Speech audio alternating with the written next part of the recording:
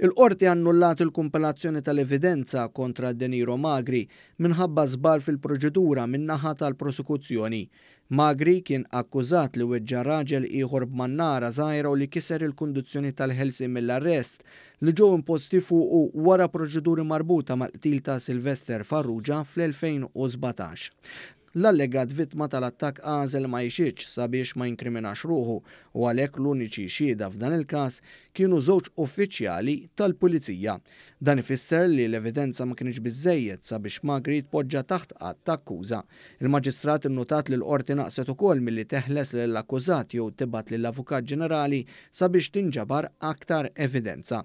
Qalet li dawn in-nuqqasijiet waslu lill-qorti sabiex tannulla l-kumpilazzjoni tal-evidenza u li l-prosekuzzjoni għaġlet wisq meta ddikjarat li l-luq tal-evidenza 60 biss wara li tressa l-qorti l-imputat.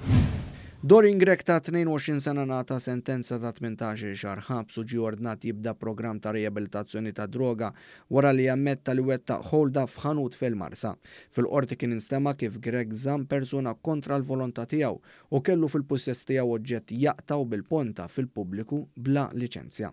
Huwa kien ammetta u ntqal li kellu vizzju serju ta' droga kif huwa telaq minn 7 programmi volontarji ta' riabilitazzjoni mid-droga. Hawn il-prosekuzzjoni stqarret li l-imputat għandu bżonn li xi ħadd biex jiġbdu minn widnieh sabiex jifhem li għandu problema serja. Il-maġistrat innotat li Grek ikkopera mal-pulizija u li jara fil-bżonn ta' sentenza ta' ħabs effettiva. Apparti s-sentenza ta' ħabs huwa ngħata multa ta' 116 euro u l-qorti ordnat trattament ta' 3 snin minħabba l-vizzju ta' droga fejn huwa jrid ilesti programm residenzjali ta' riabilitazzjoni.